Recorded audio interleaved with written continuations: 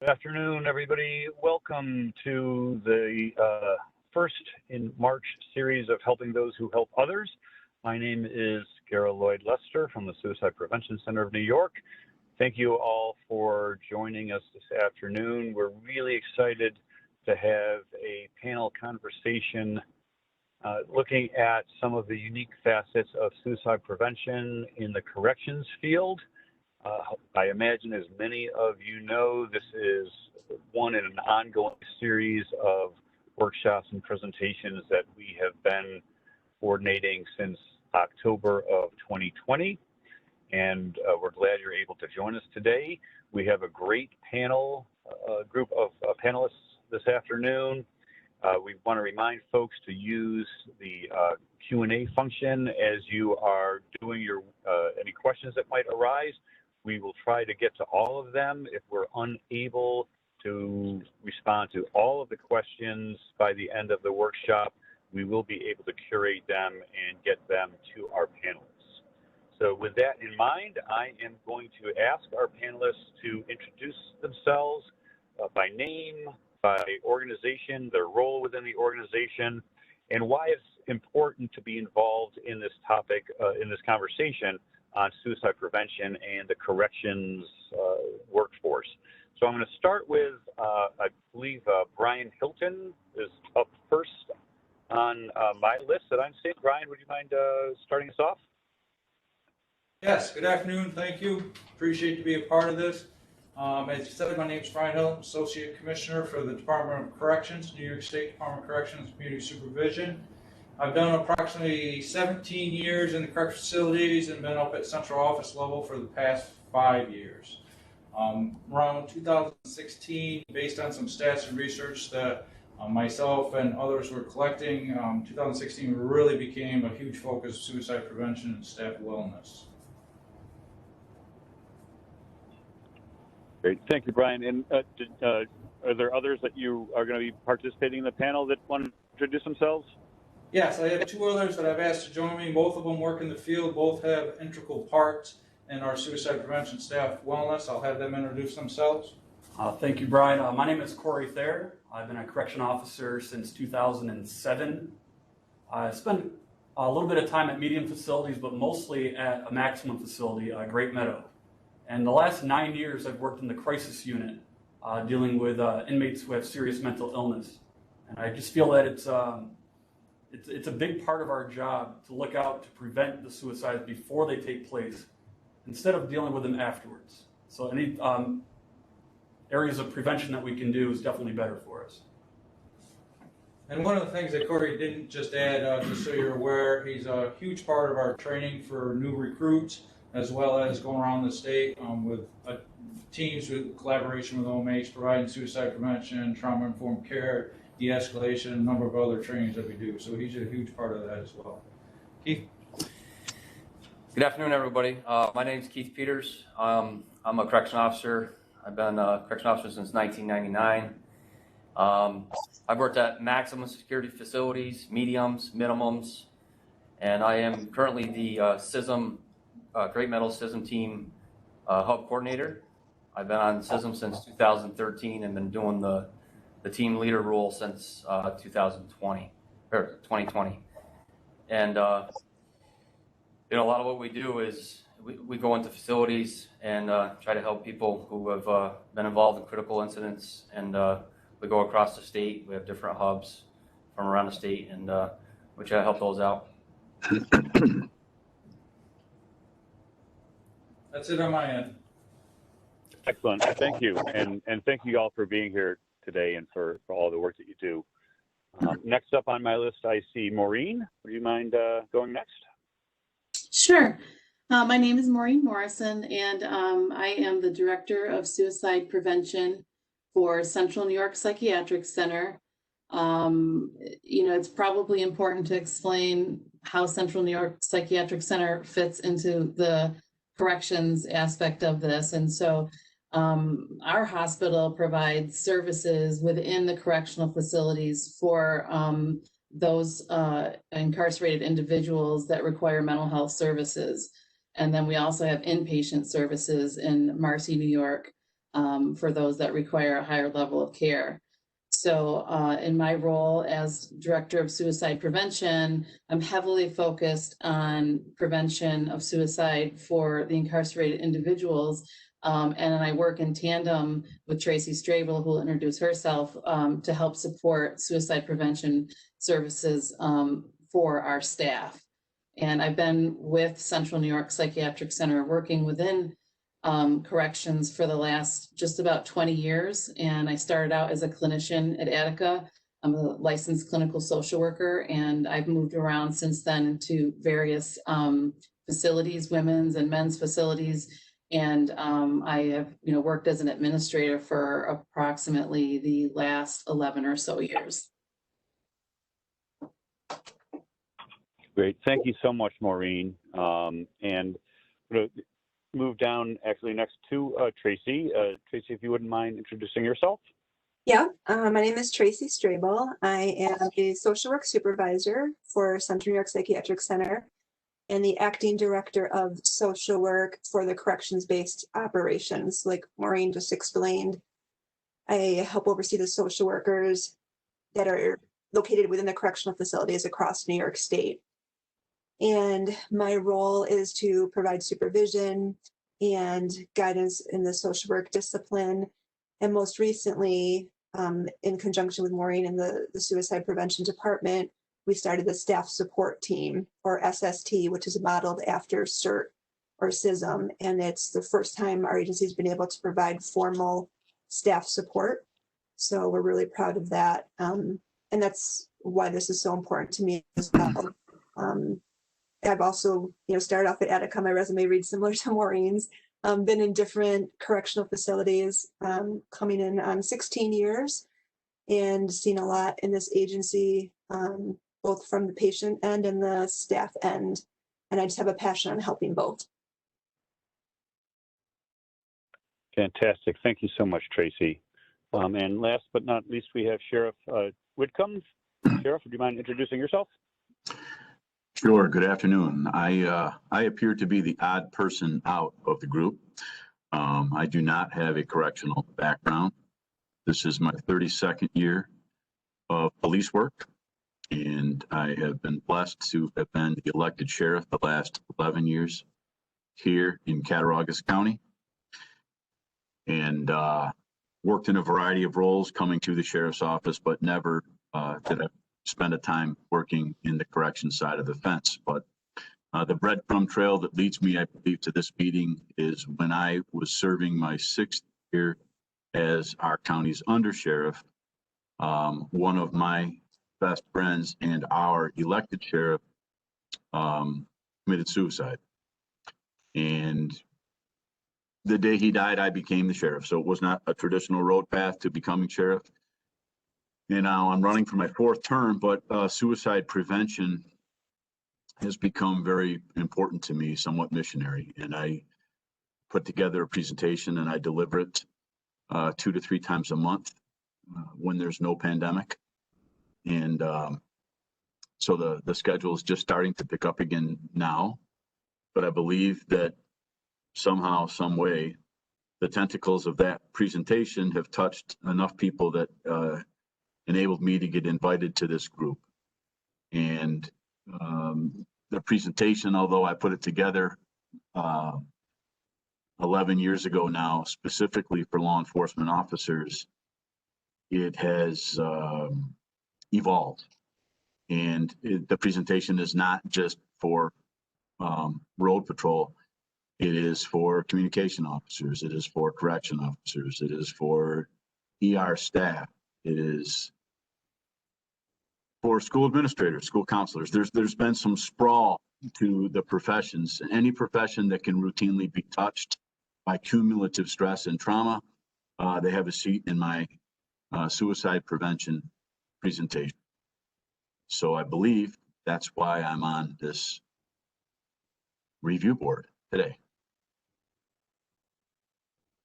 Great. Thank you so much, Sheriff Whitcomb. And I just, again, want to thank all of our panelists today for their time and efforts to get us to this point for this discussion.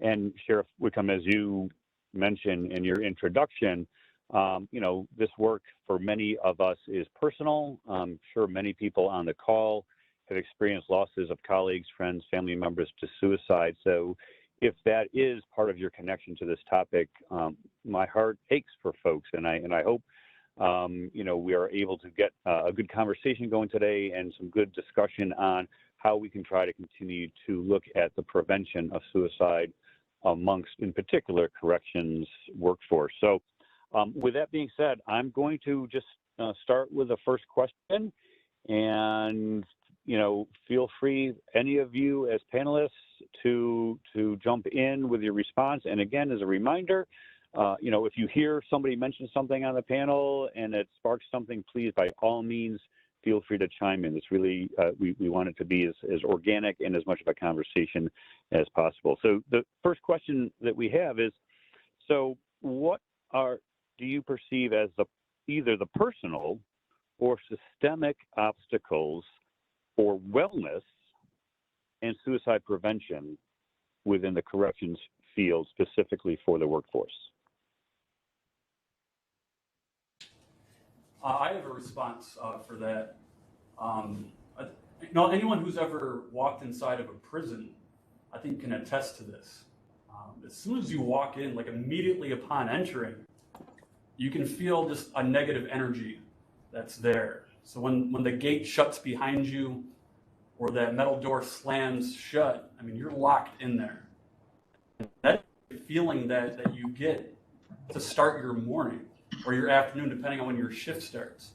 And then you realize that it's a good reminder, but you are locked in there, with the inmate population, all the other employees, for at least 8 hours. And I can speak for security's point of view here. With the staff shortages that we have across the state, especially due to the pandemic, these 8-hour shifts are more times than not ending in 16-hour shifts, whether you want to or not. So I'll go in at 7 o'clock thinking I'm going to be home by 3:30, when it turns out I'm not leaving until 11 o'clock that night. And the stressors that come with that is you're missing out on so much of your family life. You're missing out on getting your kids to practice or getting your kids to their games. Or I can give you a specific example. On December 12th of 2020, my mother got married at 4 o'clock on a Saturday afternoon, and I missed it. I missed my own mother's wedding because I was stuck for mandatory overtime. And that's happening a couple of times a week. So when we start our mornings with that negative energy and it just lasts all day long, you can see how that is a giant obstacle. And it's just a stressor, not just for us in the department, but for our family members as well. And I'll go on a little further to what Cory's touched upon too, is that working in a correctional environment, because of that, as Cory described, that steel door slamming behind you, the gate shut behind you, the staff have to count on one another, to have each other's back, to have their six. And with that, though, becomes this, kind of unwritten code that you're going to handle whatever's coming at you. You're not going to show any weakness. You're not going to show that I can't have Keith's back when an incident happens. And you have to show that you're strong and that you can handle anything that the inmate's coming at you. And as Cory's touched on, that negativity all the time, that you can't really discuss it or talk about it, and then you get stuck on these long shifts, or you get assaulted by an inmate and you're seeing them the very next, maybe that shift or the very next shift.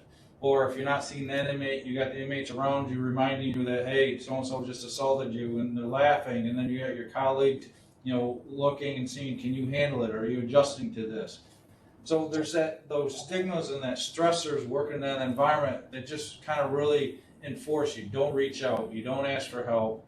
You don't show any emotion. You got to show that you're hard and you can handle it. And those are some of the personal things that I think each staff, I know when I was in the facilities, you struggle with it because you can't show that anything's bothering you, anything's getting to you. Because if you do, inmates take advantage of it, staff start to question whether you can handle the job, whether this is the right place for you. So those things come with that in this position. Right? And just to touch on that, coming from my personal standpoint and my role in this is, like I said, I'm the CISM team coordinator for the Great Metal Hub. And if you don't know what CISM is, it's an acronym. We have many acronyms in the Department of Corrections, too many in my opinion, but Critical Incident Stress Management is what CISM is, and staff wellness. And when you throw in that staff wellness in there, it makes more sense that it's a program that's in place to help the staff that are dealing with, these critical incidents that are happening in the facilities. And to touch on what AC Hilton was getting back to and that's my personal obstacles that I face when I go to these deployments at these facilities where these incidents are happening is we have to try to overcome, that stigma that we're tough and we can handle it on our own and we're not going to go talk to anybody. And who are these people coming in here? And that's the biggest problem that we have sometimes. But when those obstacles are overcome and we get those people to go to our deployments and get in and then talk to it in our group settings, or what we do one-on-ones as well. The transformation that the staff go through from start to finish is unbelievable. And really, at the end of the day, that's what they need. They need to be able to talk to somebody and trust them. And that's why our CISM program that we have in place in our department is crucial. That it's there and it's being utilized, and it's being utilized a lot more today than ever. So that's what I have to say for that. Thank you. I'd also like to add on to that too, the impacts of that, working in a correctional facility where you're going in, you're doing your 8 hours or more. And when you're there, you have to be turned on. You have to be vigilant. Complacency is dangerous. And so, for the body to be at that level of hypervigilance for 8 hours, and then the expectation that you're going to be able to walk out the door and just shut that down and go back to sort of, normal life. It doesn't work that way. And yet I don't know that there's a real clear understanding, for people who work in that environment, what that does to somebody. They're just experiencing it. And so then you step outside and you go home to, family and friends that don't work in that environment and don't understand what you've just experienced for 8 hours. And it can be very isolating. You can feel, like you can't really share that. You can't really sort of debrief. You can't, connect on that level with the people around you because you don't want to burden them, with what you've just experienced, because to share some of the things that go on inside the correctional facility, it's a tough environment. There's violence and other kinds of, things that happen on a daily basis that, when you're sitting around the dinner table and they ask you, how's your day? You don't want to be like, well, guess what I saw? I mean, the answer at the dinner table is usually my day was fine. Yet, inside you're running through your mind what you just witnessed, and you can't really talk about that, with the people that you would normally talk about, significant things in your life. And so that can start to become a very isolating feeling for staff. And, that can lead to, in this, line of work, it can lead to some, real issues in terms of ability to maintain close relationships. It can lead to the idea of wanting to numb those uncomfortable feelings out with substance abuse or alcohol, or other kinds of, numbing activities, just really withdrawing, from those interactions because they're uncomfortable. And so that's the kind of support, I think that's so desperately needed for folks who work in this kind of environment, but also provides that catch-22 where it's difficult for them to open up, yet they, so badly need that kind of support. And I think too, it's hard. I think Cory mentioned it too, unless you've worked or stepped foot inside of a correctional facility, it's extremely difficult to try to explain to somebody else exactly what that's like to be there, and experience that. So even when you do try to open up to somebody and talk about what your day is like, you immediately start feeling like, I can't explain this. Like, I'm not doing this justice. They're not going to really understand what this feels like.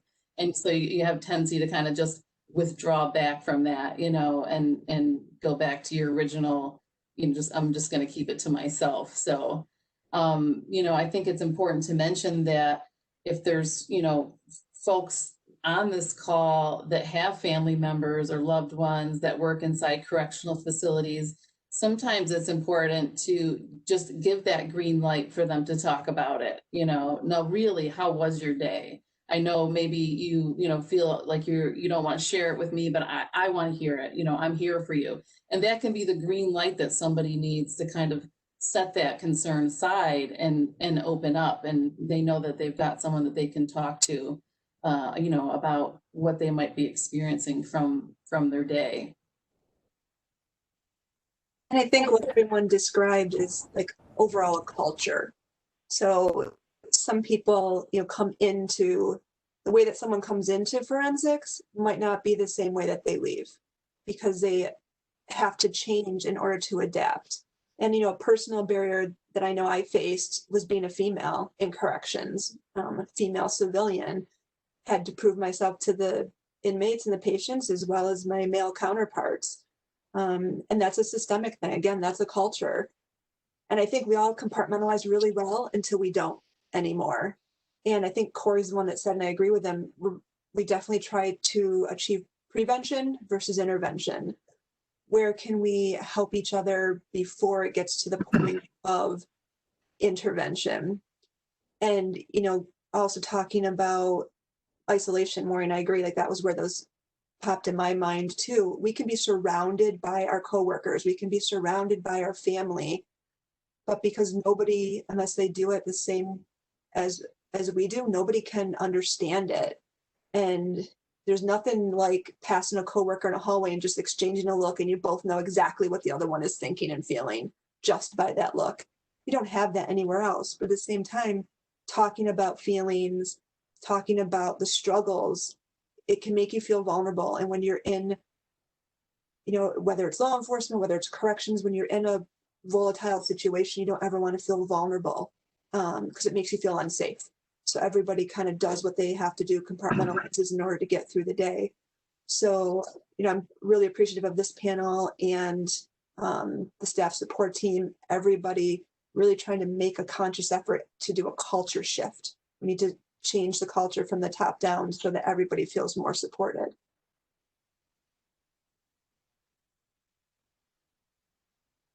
Thank you, Tracy.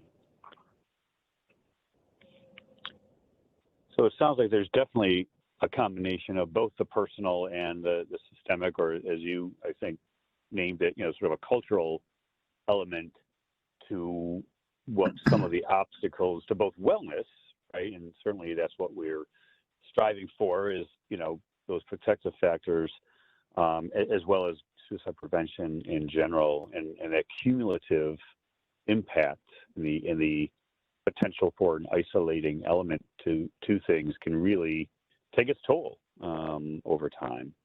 And so as the panelists know, we've got a number of different questions and we don't need to get to all of them, but I want to sort of give due. Any other thoughts on that particular question on personal or systemic obstacles for wellness and suicide prevention within corrections? Briefly, just to throw my 2 cents onto some of the systemic problems. Bridging the gap, of course, from patrol to what I've seen now in my presentations with corrections and communications. The uniqueness that you speak of when you walk into a facility and you close the door is very important, because these jobs that first responders have accepted, they're not like jobs in medicine, they're not like jobs in education. And what they do have in common is they have a lot in common with the military, in the sense that we all have these early retirement incentives, and they're there for a reason, because first responders are meant to be a renewable resource. That can be the only reason that they have these incentives. The jobs that we've selected predominantly are not intended to be jobs for some people for 3 or 4 decades. All of us know people that navigate through 3-4 decades of being a first responder and are no worse for the wear. They exist. They're just a rare commodity. The wear and tear and the nature of these jobs is the reason we have these early retirement incentives that do not exist in jobs of education and jobs of medicine. And it is the cumulative exposure to trauma and combine that with the long existing culture in the first responder community that reeks of, if you're having an issue, you should not speak of it, because if you do, there are consequences that await. So in my presentation, we talk about the confrontation that needs to happen in the culture of the first responding community. We need to get better at protecting and serving those that have chosen to serve. Really that simple. And when you look backwards in time, it's very clear to me to see that we are in a window of change right now. I have 4 children, 20, 17, 10, and 7. That's right, pray for me, right? But as a father, I'm concerned if any of them choose to professionally become a first responder, because it's more dangerous now, certainly, than it was when I began. 32 years ago, when I came out of the academy, I went to work with 18 bullets, 6 in a wheel gun and 6 more in each speed loader. And I watched every officer leave the building now between 46 and 52 rounds. They're all carrying Narcan. They're all having a body camera. They all have pepper spray. They all have an assault rifle and a shotgun in their car. They all have computer towers and defib units, and first responders are being assassinated. We're under a police reform era where defunding the police is being chatted about. There's a pandemic where even breathing the same air as somebody else can be dangerous to us, whether that's inside of a correctional institution or outside for a first responder. There's a heightened state of danger that's never existed before. But the good news is we are also getting better. We know that post-traumatic stress disorder is one of nearly 300 disorders in this DSM, right? And it's the only one in the book, the only one that's caused by exposure. There's no other one in that. It's in the name, post-traumatic stress disorder. It comes after exposure to trauma. That's your trauma. We know exactly where it comes from. There's nothing else in the DSM that we can have that type of tactical skills traits. The exposure that has just been excellently forensically described by everybody else on the panel makes it easy math to realize that the uniqueness of that exposure and the cumulative exposure to trauma inherent with this administrative subculture that demands you to stay quiet about it, it sets first responders up for difficult, sets them up for challenge. So in my presentation, I believe that through training and through changing that administrative culture, we can do a better job at protecting and serving those that have chosen to protect and serve. And it's long overdue. You know, Timothy, you raised so many good points. One thing you said, this is a career that we all chose, and we're choosing to be first responders. When we have seminars like this, it almost looks like we're asking for sympathy, but we're not. What we're trying to do is just raise awareness. That's what this is all about, just trying to show that we have some issues that we need help with. And you don't need to feel sorry for us because we chose this, but there has to be more that you know, the upper echelon can do for us down here. And I'd like to add too, I mean, I'm really glad, Sheriff Whitcomb, that you mentioned the PTSD aspect of this, you know, coming from the mental health side of operations. I mean, that is really critical because PTSD and complex PTSD come, you know, from exposure, not just from one event. I think a lot of times people think post-traumatic stress disorder comes from one major disaster or one major incident. But when you start getting into, you know, complex PTSD, it's a, you know, chronic extended exposure, and that can change people in this slow, insidious way that you don't even realize you're changing, you know, until someone else says to you, like, hey, you know, did you notice maybe you're, you know, saying this a lot or doing that a lot, you know, and you're not even noticing it yourself. And I think that that's important because, you know, like Cory was saying, we choose this profession and we bring to it ourselves. And so when the profession itself starts to change who you are, you know, you start to lose your connection to the profession. And so it can become, this sort of cyclical, problem, being involved in this line of work. And I think that the more we can talk about it, open that up for discussion from the top down, have it be from an administrative perspective to remove that obstacle of we're not going to talk about, this, to right out of the gate, it being, we know that this is a danger, a hazard of being in this profession. And here's the things that we're going to do with our policies and our approaches to try to, as much as we can, really support staff to minimize those effects to the degree that we can. Because, I think one of the important pieces to the PTSD aspect of it, and, to be clear, I'm not saying that everybody that works in corrections, comes out with PTSD, but, it's a higher percentage than a lot of other professions. And, there's a piece to post-traumatic stress that I think is also really important to mention in this setting, and that's the component of moral injury. I think when you go into the correctional environment with a certain set of your own personal values and beliefs, and in order to be safe, you have to conform to the larger set of cultural beliefs, that can create a lot of angst for people, a lot of questions about, like, what am I doing, here? Am I doing right by my own set of values? And so it just creates a lot of different variables of stress for people. So I'm really glad that you brought that up, Sheriff Whitcomb. Thank you for bringing that to light.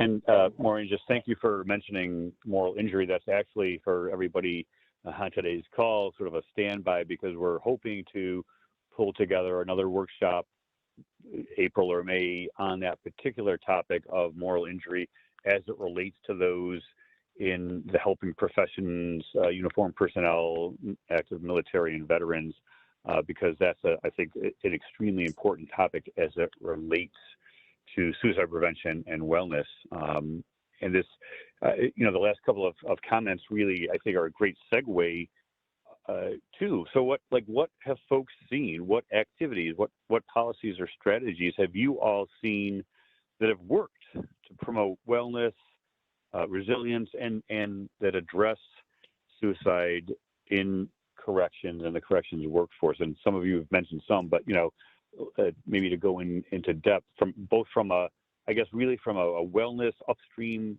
lens up into and including intervention and I guess postvention, because postvention is prevention. So what kinds of things, strategies, policies, et cetera, what have you seen that's worked? Well, I can jump in on that from my end, from the mental health side. So the end of 2019, we had a proposal approved for what we call the staff support team. And I know the acronyms again, as we talked about, CISM is, with Department of Corrections, CERT, we know of through law enforcement as well. They're all programs that are designed to focus on staff wellness after what we call a critical incident has happened. And in the corrections-based operations, so for all of our mental health staff, nursing staff, anyone on a mental health unit within a corrections facility, we now have the staff support team, and we have team members who have been trained statewide. And my goal is to have every unit have at least one person trained. But again, with the pandemic, it kind of threw a wrench in everything, but that's still a goal we're working towards. And this past year, we have been able to connect with staff on a human level, not just think, okay, well, so-and-so got thrown on today. Well, that's what happens, that's what happens in corrections, or somebody got threatened or somebody got grabbed. Those things normally we wouldn't even hear about, and that staff member was left to deal with it on their own. Or a patient, committed suicide, or a staff member hasn't shown up to work for a while and people are really worried about them. There's lots of different things that we have been able to really implement with reaching out to staff on a personal level that we have not been able to do before. It's taken a lot of time and energy, especially up front. So if I go back to the culture piece, we're not everybody wants to feel supported, but we're not used to it actually being there. We're not used to it being consistent, and we're not used to it being honest. And Gary, you mentioned the post-intervention, and that's a huge piece in any debriefing, is following up with the staff a couple times after the critical incident, a couple times after that initial contact, because typically with all the adrenaline going, people don't really feel the effects of the critical incident and the trauma they've been through until later. It's usually delayed. So by building in the post-intervention or the post-critical incident follow-up within the month, it really allows staff to feel like we're really here to help support them, and they're starting to trust that process. The more they see us, the more they hear about us. And hopefully, you know, we're going to really start to work on changing that culture. That sounds amazing. And one of the things that strikes me, I think is the case in so much of this work, is the idea of just relationships, is like being a trusted individual. It sounds like is a really crucial part of some of the work that you just described, and will allow it to hopefully flourish. And for people who don't know corrections-based operations, we have approximately 30 facilities across the state that have mental health units in them, and everybody operates as their own island. So going back to isolation, feeling separate, like you're disconnected from your own like administration, your own support. That's a real chronic thing in corrections-based operations. So this program has worked really hard to build bridges and help people feel less isolated and know that they can talk about it and it's okay.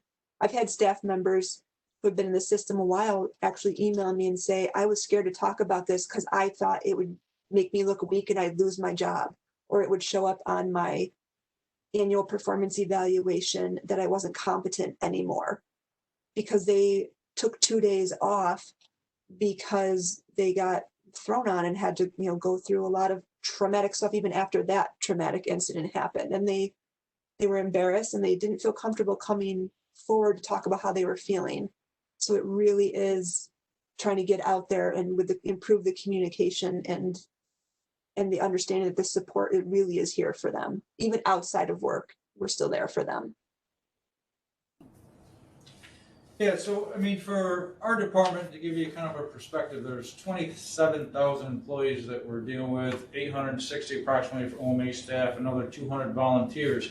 So when you're talking about, you know, strategies of how do we address suicide prevention and staff wellness, that's a huge task for an agency that large. So some of the things that we've done is we first established what we've identified as a suicide staff wellness committee to start to look at what type of actions or steps we can take to try to address an agency that large. It's very difficult, you can imagine, trying to be able to reach, and as everyone's kind of talked about, open up a culture with 27,000 employees. So we've taken different steps, and one of the biggest things that we really started to work with, and I'll have Keith talk about it a little later, is our CISM. That's one of our major initiatives. We've had CISM for a while, but when I say initiative, is that we were focused always on just the post. So we still do the post, but now we're starting to work on the prevention piece as well, because we're realizing that's, if we can prevent some of the actions and some of the things that happen, the response to trauma. For instance, we had 37 suicides since 2016. If we're able to prevent that, get in there and do more on the preventative side, hopefully we can reduce those. But some of the other things that we've started to look at on this committee is we didn't really truly have directives or policies that addressed any of this. So some of the things that we've started to do is go through our directives. One of the recent things that we did last year was for our usual incidents. So if there was a staff, for instance, that was seriously assaulted, they would go out, they'd be seen by medical if they need to, they'd go out to an outside hospital and be assessed, and then they would just return to the shift. And then they would continue on with their workday. We provided them with no support, as you heard, an out briefing, speaking to them how they're doing. So in the directive now, what we have is that before they can actually return to their shift, they're actually see a CISM member now. We do have 2 CISM members at minimum at each facility. Keith will go into it a little further, but I think that's and especially for, I think for most agencies, but for an agency this large, you got to start with the directives and policies to really start to affect that culture change. And as you've heard people talking about, coming from the top down, if we're not putting those things into our regular business or regular operations of our agency, you're not going to see that huge culture change. You're going to have pockets here and there, but not an overall agency. Some of the other things that we've done on our end is really training. You heard Sheriff Whitcomb talk about his training that we do. He does there with his, which is outstanding. We've done very similar things. We've done pretty, extensive training, a number of areas. We've implemented staff wellness and a number of our trainings. So we're addressing staff that are working in those high intense units, our special housing units, our units with our violent mentally ill, seriously mentally ill. They all receive training on a yearly basis in regards to that. We have suicide prevention training that we work with OMH on establishing that's done yearly for all staff. We've done trauma-informed care training for staff. 2 years ago, we trained over 625. We're currently working with an outside state agency now to do trauma training for all staff in 2022, and that will be done on a yearly basis. So we're trying to take some of those steps. I think training is a huge way to do it. Cory's involved, as I spoke about, hitting those recruits when they first come in. Some of us have worked in the field for so long, I don't want to say it's ingrained, but it's difficult for us to step out of what we've been trained and learned to do and has been built into us as part of our survival to come out and start talking about it. It obviously can be done, and it is being done, but it's tougher for that group. So one of the things that we've started to focus on is the recruits. So let's start training them from day one before they fully get into the job of how to deal with their emotional regulation when they're in situations, how to deal with the stress of the job overall, understanding that they can reach out. There is resources out there for them when they're struggling, that it's okay to talk. Other things that we've done for our agencies, I had a member of my staff that created a resource book that we sent out to each correctional facility that identified local resources within the county that they can reach out to, because part of the trouble with our system is if an officer in particular reaches out, a peace officer reaches out for help, they could potentially lose their weapon. So obviously that's a huge concern for staff. If you lose your weapon, it's very difficult to maintain your job. We can assign you some other duties, but we signed up, we took on a particular job that we want to do. But losing your weapon is huge, and that's something as an agency that we continue to try to work on. One of the other things too is the fear that we're trying to get past and we're trying to work out. I'm currently working with our employee investigation unit, we call it OSI. If staff go to a clinician or a CISM member to talk about their issue and there's an investigation, OSI can use that information currently right now to possibly discipline and go further. So that obviously puts a huge fear in staff of stepping forward. So that's something that I'm currently working on, and our commissioner supports that. OSI can't use that information. It's confidential, that they can't take it into that investigation or even ask about it. So those are some of the systematic things that we're trying to do. And I'd like Peter to talk about CISM, which is a huge part of our efforts. So going back to, we keep talking about culture change and things like that, especially when it comes to CISM. Even now, a lot of people in our department, they don't know what CISM is. You say CISM, they just don't know. Even though it's mentioned, when they first start their career and they're in the academy and stuff like that, a lot of them it doesn't really sit with them through their whole career until something happens. I mean, I'll be honest with you, until I got on the CISM team, I didn't really know what CISM was. And I've heard about it, and we had trainings on it. But once I became involved with it, it really got into it, and I'm like, wow, this is really a great program. And it's a program that's in place that was, created by us for us. And Doc's now more than ever is supporting that, thanks to AC Hilton. He's a big advocate of a lot of this culture change that we're going through. And these CISM deployments that we talk about, just to kind of explain and give a summary of how they work, when a critical incident happens at a facility, there's a lot of different motions and work before an actual deployment goes. The request comes from the superintendent, it goes to mental health, and then it comes down through, and then it comes to they decide which CISM team they're going to deploy from a different hub, because the whole basis behind it is you don't want members of the CISM team to be deployed to the same facility, because it makes it easier for the CISM team to be deployed from a different hub. Therefore, the people involved are not going to probably know that person, but it's beneficial because they're still in the same line of work. Even though they don't work at the same facility or the same area, it's still the same department, and we can relate.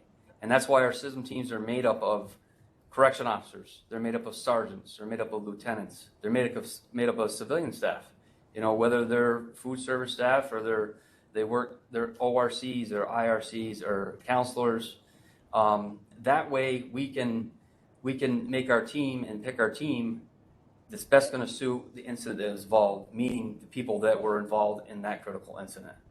And when we get there and we do our deployments, they can relate really well to the people involved if they know where they're coming from. Most of the time, the deployments we do are supposed to be in a group type setting. They don't always go that way. Every deployment that we go on, and because of this cultural change we're talking about, every critical incident is different. Every facility we go to is going to be a different culture, if you will. And that's where, when we get there, we have to try to figure out how we're going to do what we need to do that's best going to suit the needs of the employees that work at this facility. Sometimes it's a group type setting and it goes perfect. Not all the time. But when we're there, we know we're there for a reason. We want to help people. And sometimes, like I said, that group type setting doesn't work. Sometimes we have to go and do what we call one-on-ones. When we sit down one-on-one with an employee. And in my experience, personal experience, a lot of times when we do those one-on-ones, a lot of the what's going on is, yes, you did have a critical incident, but it's compounded by other things that happened. And it just snowballs from there. And sitting down with these people that are involved and talking to them, it just, the transformation is unbelievable. And that's where, unfortunately, when CISM comes in, it's most of the time after the fact. And that's where right now this transition we're going through, hopefully we can get to the point where we're helping out before and after, because we need to do both. And we get around that culture base that we have in the Department of Corrections, where we don't want to portray ourselves as being weak, and we want to get it out there so that people know what CISM is and what we do, and we're there to help people. And when we do our deployments, whether we have a big turnout or not, we're still making a difference. I make it a point every time I get out there, whether I've been to the facility or not, to really touch and get in touch with as many people as I possibly can to explain what we do. And once they know who we are, why we're there, it really makes a difference, just that aspect of it, that they know that the department is there to help. And that itself goes a long ways. It's a great program in place. Many times when we help people who may or may not know what we're all about, afterwards we sit down and they'll talk to us and say, "Hey, wow, this is amazing. I wish I would have known that this program existed years ago. How can I get on the team here at my facility?"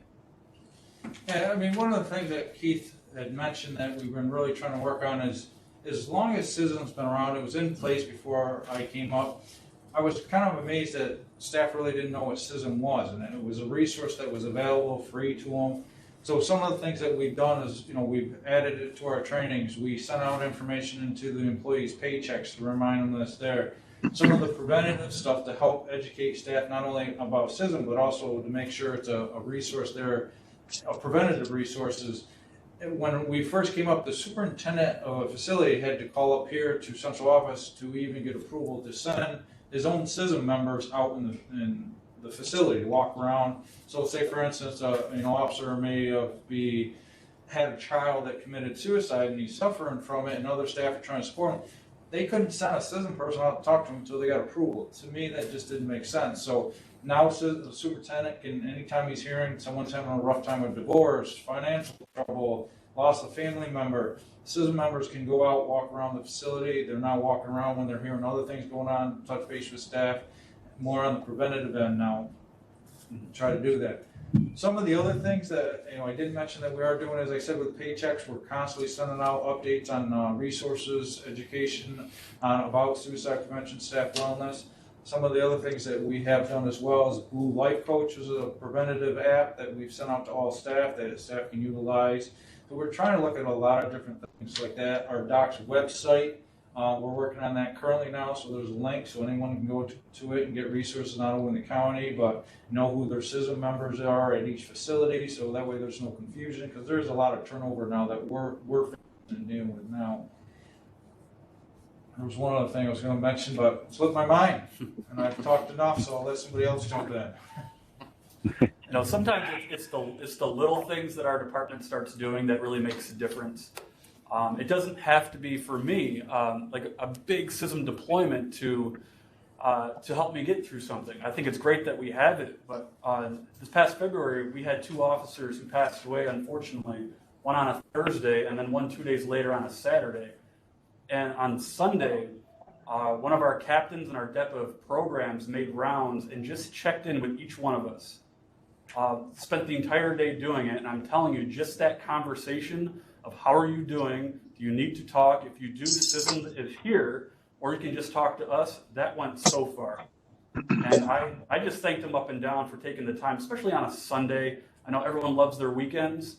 They put that aside, they came in, they did self-checks with all of us, and that went so far for me. Yeah, I agree. Boy, Oh, I'm sorry. Go ahead, Garrett. No, go ahead, Tracy. Okay, I was just going to say part of what SST does also for the mental health staff is we have biweekly SST support calls. We have them available. They're voluntary. They're confidential. We have them every other Friday for anybody who wants to join. They can even be anonymous. You don't even have to tell me that you're on the call. We wanted to make it as safe of a place as possible for people to really just talk about how they're feeling and what they're experiencing. And then in the past few months, we also started that for the unit chiefs, which are the supervisors on the units, because sometimes supervisors shoulder a lot. They have to take care of their units. They have to put their own stuff aside in order to make sure everybody else is okay. So yeah, we definitely, I agree with all of that. Taking those small steps, having that biweekly call has really helped a lot in the past year. That's really taken off. I'd just like to address some of the questions that I've been reading as we go along. They appear to be directed towards administration and whatnot. And just to answer them under one umbrella, I think it sounds like everybody else is kind of doing the same thing. Yes, we do address the importance of personal wellness, physical activity, healthy eating, and we do advocate what resources we have. We talk about our peer support program. We talk about our EAP program. We talk about our CISM team here in Cattaraugus County. I think most places generally around the state are trying to do that. And I liken it to be us trying to move into becoming more proactive. But when I mentioned earlier, 2 things, that there needed to be a confrontation in the culture that needs to start administratively.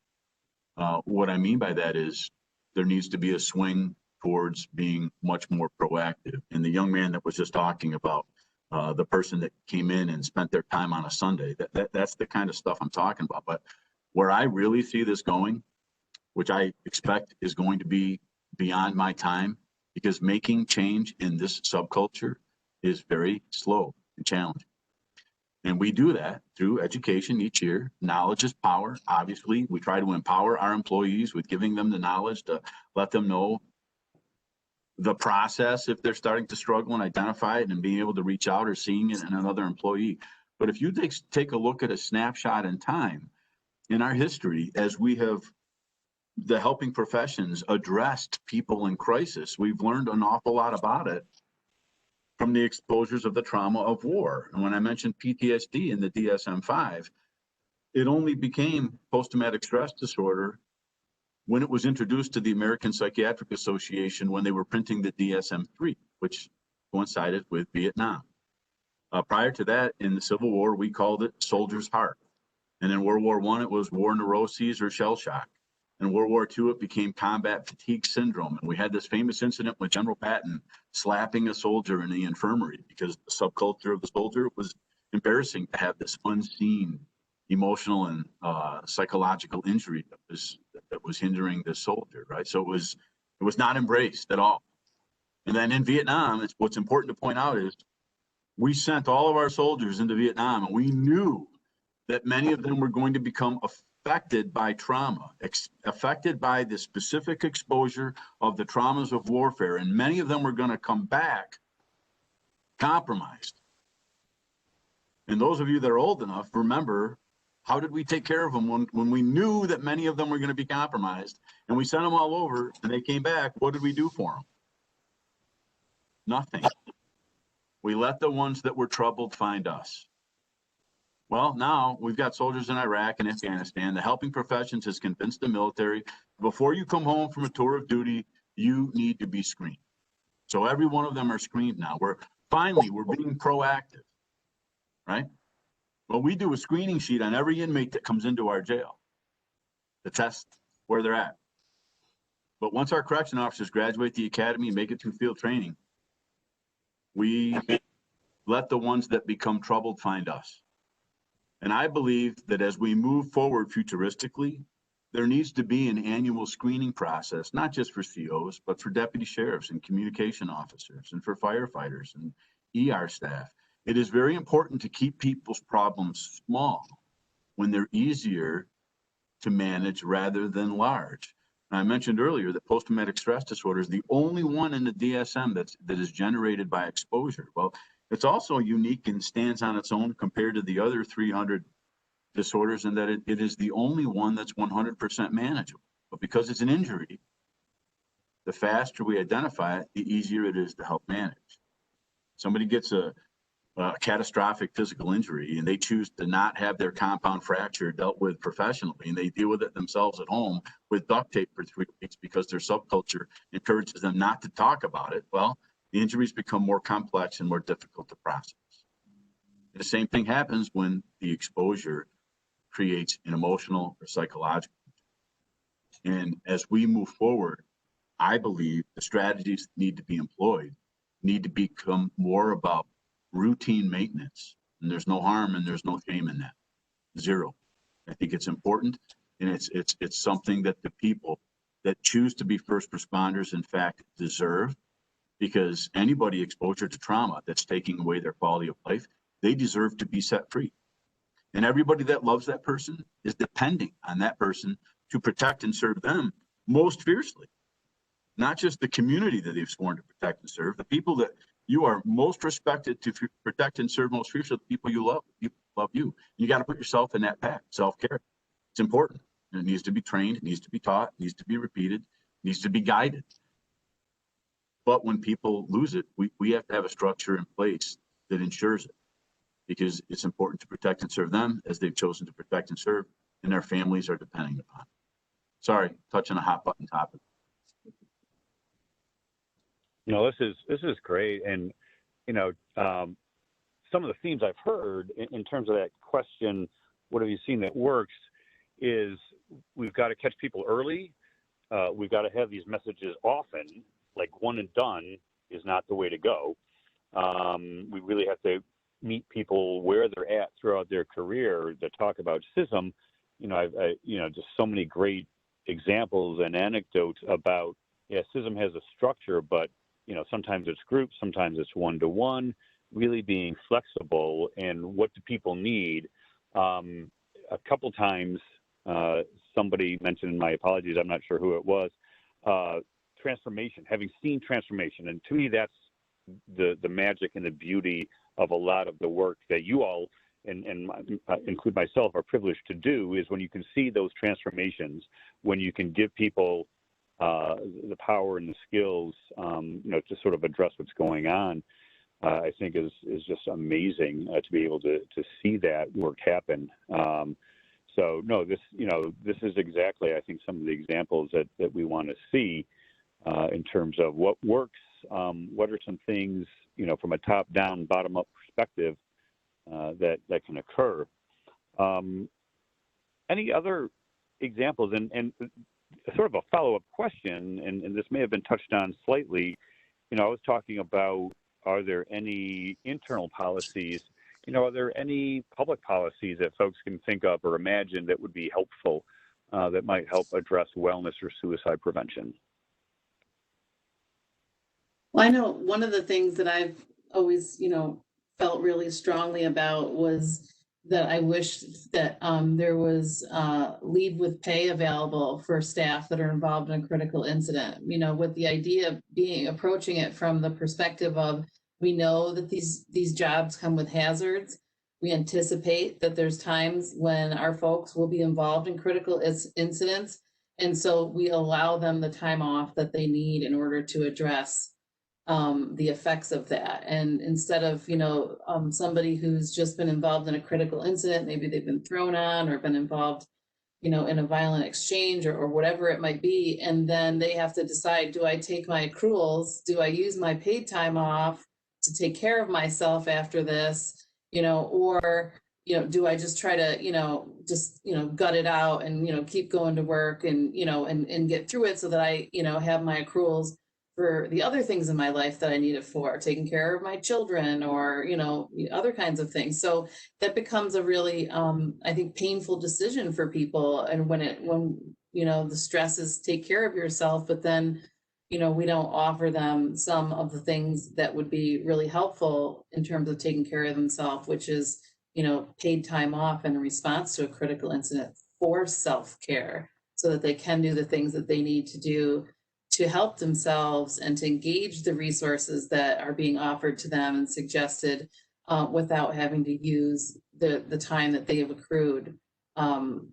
And I think that would be something important to kind of just really demonstrate the importance and the emphasis on self-care and really being able to, do the things that need to be done after a critical incident. Being able to proactively, take care of yourself and not feel like you have to do it in some sort of covert fashion, for sure.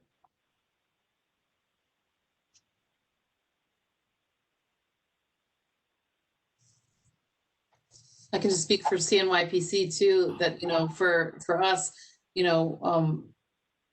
making the response now, as part of our sort of standard care, but we're working to build that into an actual, sort of policy form in the sense that, a debriefing or response or participation with the staff support team being required. I'd like to see something like that, where you see other agencies and departments with first responders and the like, where, if they are involved with a critical incident, they must debrief. They must, meet with, somebody from the staff support services and process the event and make sure that they have, some idea about what they're going to do in terms of engaging resources and self-care, as they move forward, as opposed to it being an optional thing. They can do it if they want to. I'd really like to see that become mandatory. And to push it a step further, Maureen, I don't think it just has to be after a critical incident. I like the mandatory aspect of it, of just doing it, once a year, once every 6 months. Even if you're not a part of one of these huge incidents, we still need those check-ins. So making a mandatory sit down with somebody, some type of professional, I think is a great idea. Agreed. Yeah, one of the things that the state police does that I've always been impressed with, and I realize depending on your agency, it does depend on funding and so forth, but the state police have a clinician stationed at every troop. So staff are required to go in, do a wellness check, but after incidents, the clinician touch base with them. I mean, you see it on TV, where after a shooting or something, they gotta go see a psychiatrist, all that. I mean, state police do that and implement, and there's such a benefit to it. I mean, both Sheriff Whitcomb and Maureen has touched upon that. So to be able to have, if you can't get the funding, but to find the ways to do it. I mean, some of the preventative stuff that was mentioned earlier, having CISM members, as a directive to, as we put in our directive, have staff be able to go to them and debrief, but taking it further and having it to be a wellness check. So we're looking at some of those things. If we can't get some of the funding to be able to hire clinicians or additional staff to be able to assist, staff on those checked-in things. But some of the other things too, Cory mentioned a little bit that it is difficult with the current situation with the COVID. We weren't able to hire and things like that. But also looking at, doing some research, looking at staff shifts, it was showing that if you're able to, alternate some of the shifts or cut down some of the shifts to avoid that burnout, that, working those 16-hour days, rotate people out of certain job responsibilities.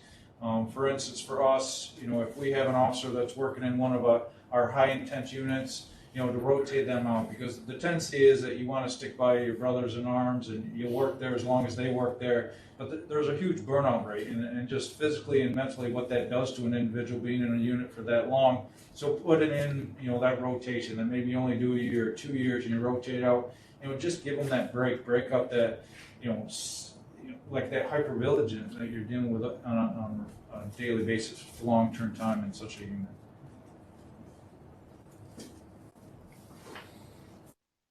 Yeah, I really like the idea. Again, apologies for exactly who mentioned it. And this was probably a poorly placed sports analogy, but concussion protocol, right? Somebody gets hit on the field, they get pulled out, they get a check before they can go back in the game. I mean, it's sort of in some respect a similar idea. And then just wellness in general, the idea of once a year. This is a high stress job. The demands are pretty high. Under the best of circumstances. And so I think just to recognize and honor that is a part and parcel of the work that you all have chosen, as was mentioned on a number of occasions, by making it normal, by normalizing that once a year we're going to check in with people, you could imagine can absolutely go a long way towards breaking down some of those barriers, I'm sure. Just to chime in a little bit on what we're discussing right now, when it comes to CISM deployments, one of the biggest challenges that we do have is we go to these facilities sometimes and we know there's an overwhelming need for the service that we're there to provide. And the big challenge is, okay, we can't get them, we can't make them. It's not mandatory. It's a voluntary thing to come to these group settings or one-on-one or however we're going to approach it. So one of the challenges that I take on as a team leader when I get deployed is, okay, how are we gonna help these people? Which tactics can we use to reach as many people as we can? One particular deployment, we ended up being at this facility for 3 days. The first day, all the team members sat in 2 different buildings. There was multiple teams there, and we didn't see one person. But we knew this facility needed our help. So we stayed overnight. We went in with a new game plan the next day. And ultimately, at the end of the day, normally the way deployment works is they come to us and it's outside the facility. In this particular deployment, we came up with a game plan. If they're not going to come to us, let's go to them. We went inside the facility. It's not our protocol. It's not what we're supposed to do. But in this case, that's what we had to do. And the liaisons that work, the CISM liaisons at that particular facility, the EAP team that was there was, they're absolutely amazing what they did. They were staying there from 5:30 in the morning till midnight every day, getting this stuff going, helping us out. And when we went in, we went away from the group setting and we went to a one-on-one setting. And the turning point in this whole deployment was, and we talk about the peer support and things like that, was one particular individual who, at this facility, a lot of people looked up to him, and he realized, you know what, I need to go talk to somebody. And by simply him going in and taking that first step, we had approximately 30 to 40 other individuals follow him. And had he not done that, I don't know how this deployment would have went. And for 2 days straight, that's all we did was one-on-ones. And the facility, they went above and beyond. And the way that deployment went at the end, and to see everything that happened and how it worked out and how many people we helped, it honestly was the best deployment that I've been on, as far as knowing that you made a difference. And that's what being on the team is all about. So one of the key things I want to emphasize that, Keith's touching upon, one of the things that we've been doing is those staff that you select, whether it's for your staff wellness or your CISM teams, you really have to be careful on who you select. One person that, maybe they have the best intentions in the world, but if they don't handle situations properly, it can be detrimental to changing that culture, being supportive there for the staff. So we do not only a screening process, an interview process, but we also provide them training for the CISM. We have the Naval Academy out of Philadelphia that comes up and provides training on a 3-day basis. For EAP, our EAP is a little different than, say, the state police who have their internal. Our EAP is shared by a number of state agencies.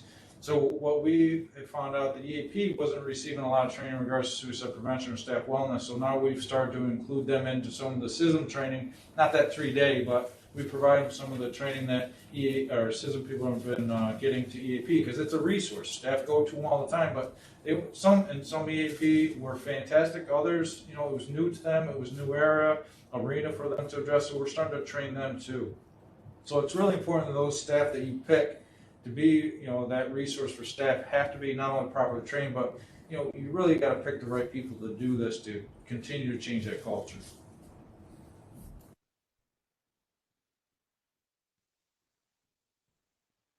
Great point. Yeah, right.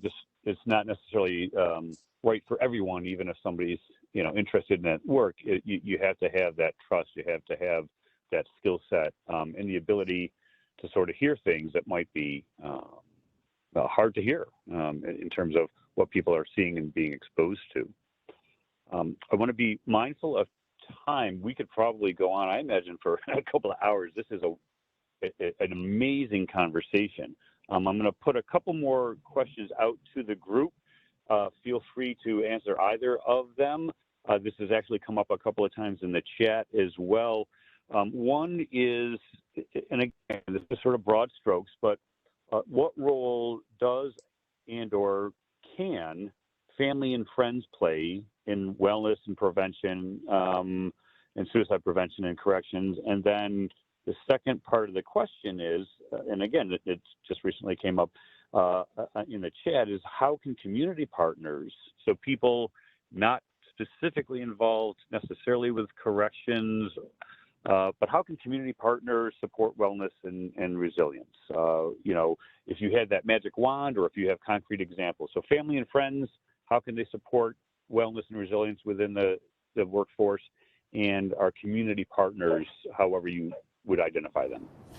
If you don't mind, I'll jump on the community partners and then I'll let others address the family, which I do think is essential.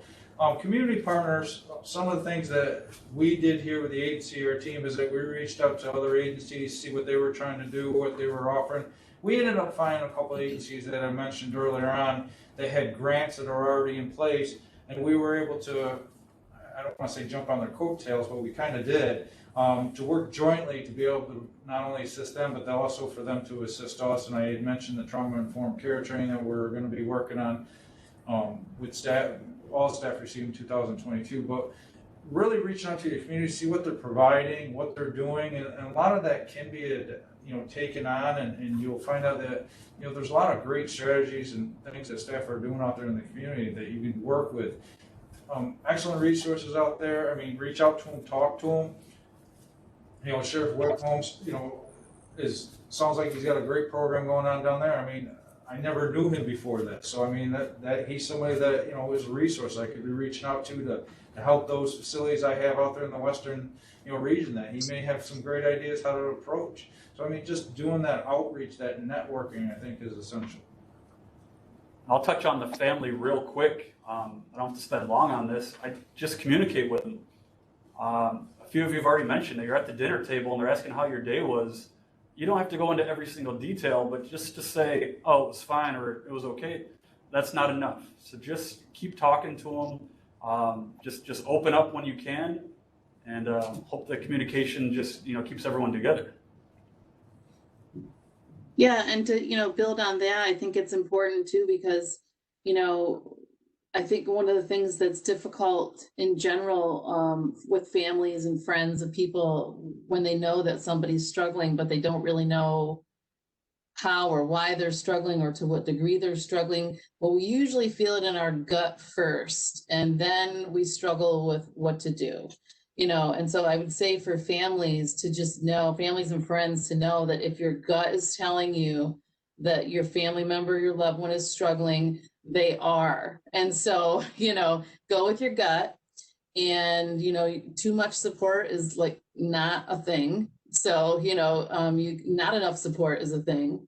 So, look for resources that can help you figure out what to say, what to do, because they're out there. So, and I can type one in the chat box if that's helpful, but there's a really great website that it really focuses on how to do that. So there's 3 steps: that know the signs, find the words, and then reach out. So, and then it breaks it down exactly for like all the signs that you can tap into that your gut's picking up, but maybe you can't really recognize, on the surface. And then you can look through and go, oh yeah, this is part of it or not. And then the next step is, now I see it, what do I do? And it gives really concrete ways of like broaching the questions that you need to ask, in order to get to, some really open dialogue. Which is important, because sometimes we get to a point where we have this fear, this feeling that our family member might be thinking about suicide, and we actually don't want to hear the answer to that question. There's that internal dialogue is, if they say yes, they are, what do I do? How do I help them? And so we avoid the question.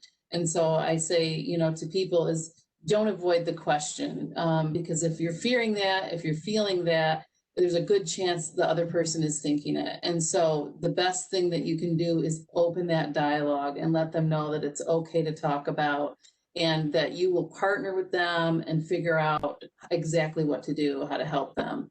So there's resources, there's, and I will type that one resource in, but I'll just say it too. It's suicideispreventable.org. And, it breaks it down to know the signs, find the words, how to reach out.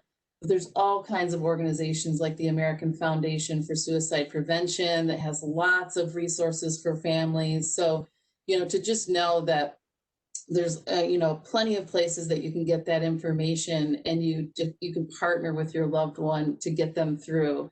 Because, if someone's thinking about it, it's a time to really start really rolling into prevention mode and helping to divert that thought process in a different direction.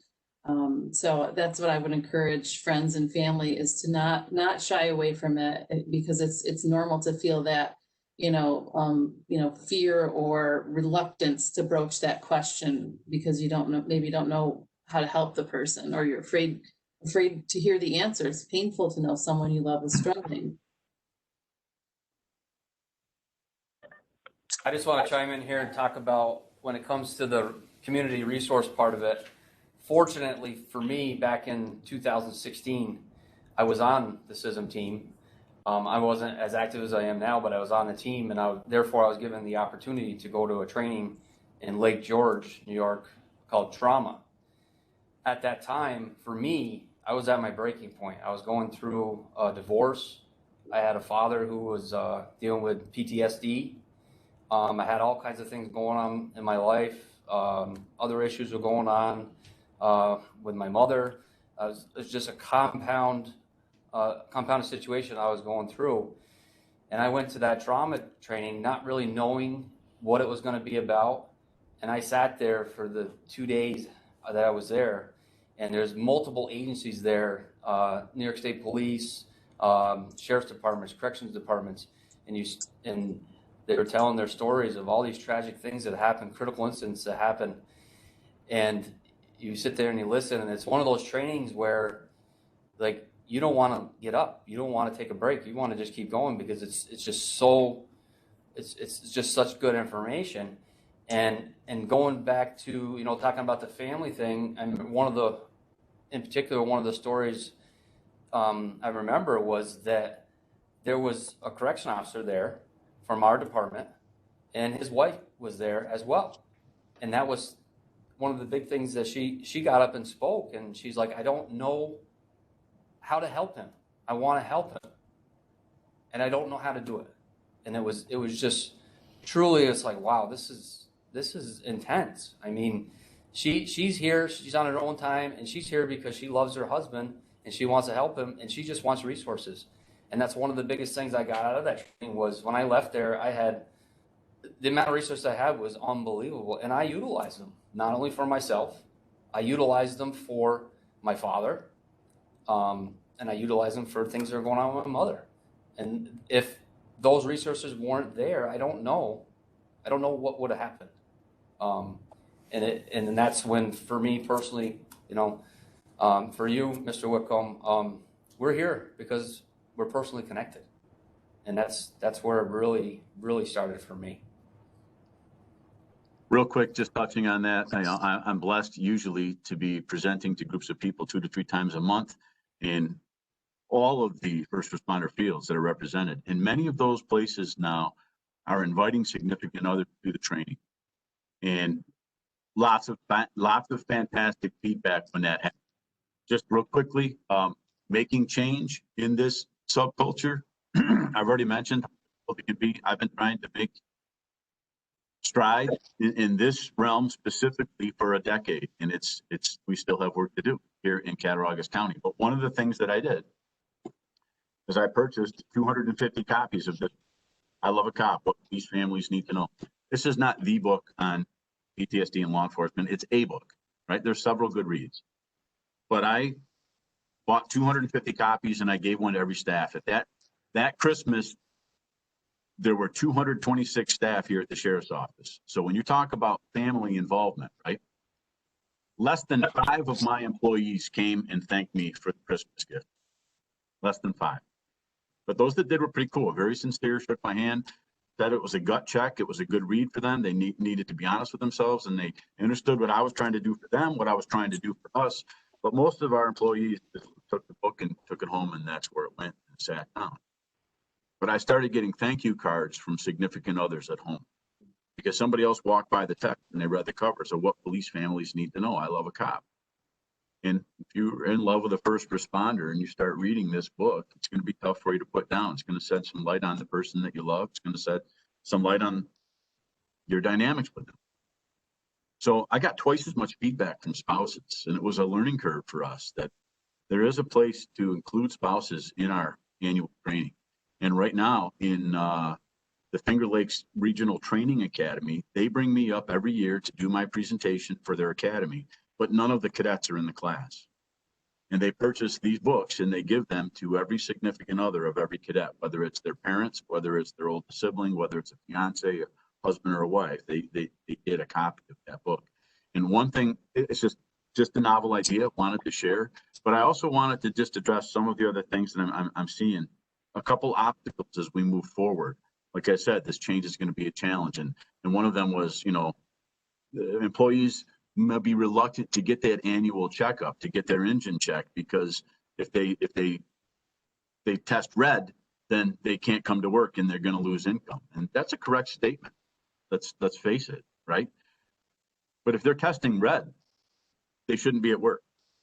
And they need to get back to yellow, or better yet, even green, so that they can do what they're supposed to do for their family. If they're testing red, they're uncalibrated, and we have an obligation to get them back.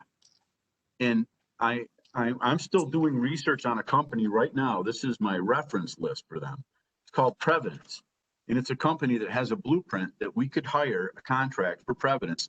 They will screen mental health professionals in our area, and that we're going to have our employees annually assessed, not because they need help. We're just getting their engine checked, right? All the results of the test are anonymous. The administration never finds out unless they test dangerously red. Then, of course, we should find out. And there needs to be some intervention, right?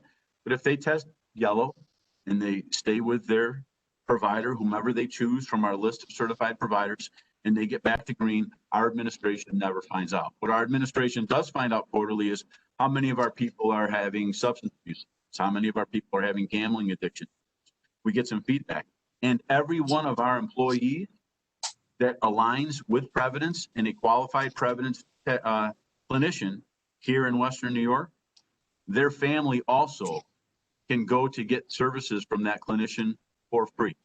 Their kids, their spouse. Ironically, in Utah, where this company exists and where they're implementing it right now, guess who's paying for it? The exact people that you would think that would be resistant, the FOP. Because once they got to know it, they realized this is something that's important and it's imperative for their staff to stay safe so that they can keep their families safe too, right? All of us remember on the road when we first got body cameras. Oh my God, you're going to see everything I'm doing. And there was a lot of resistance to that. You don't see that resistance anymore because if you're doing your job right, everybody that wears one knows it's your best friend. It keeps you safe.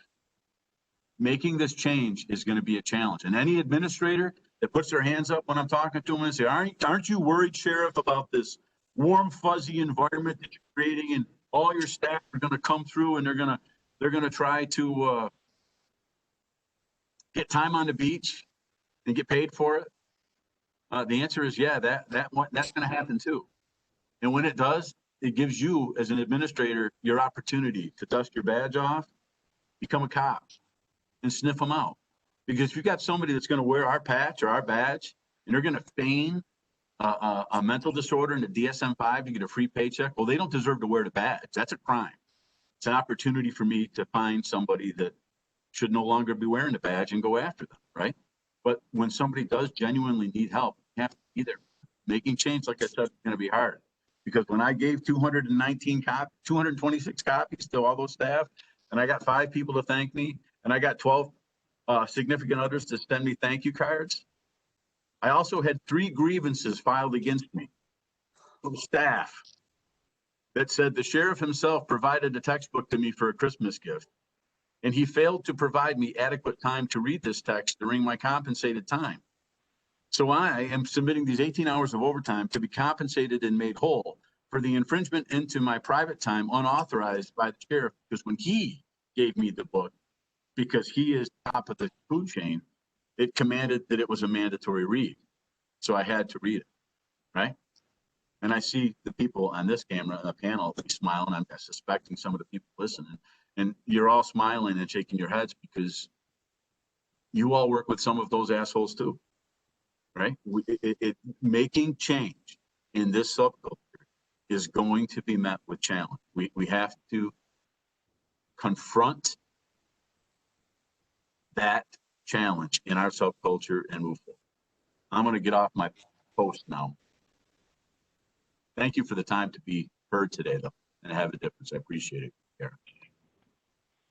Sheriff Whitcomb, thank you. And to the rest of our panelists, unfortunately, we are out of time. I want to just pose a couple of things to folks, though. There are a number of great comments. So for those of you who are panelists, if you've not gotten a chance to see them, just a lot of accolades and people concurring with the comments and the conversation that have been made.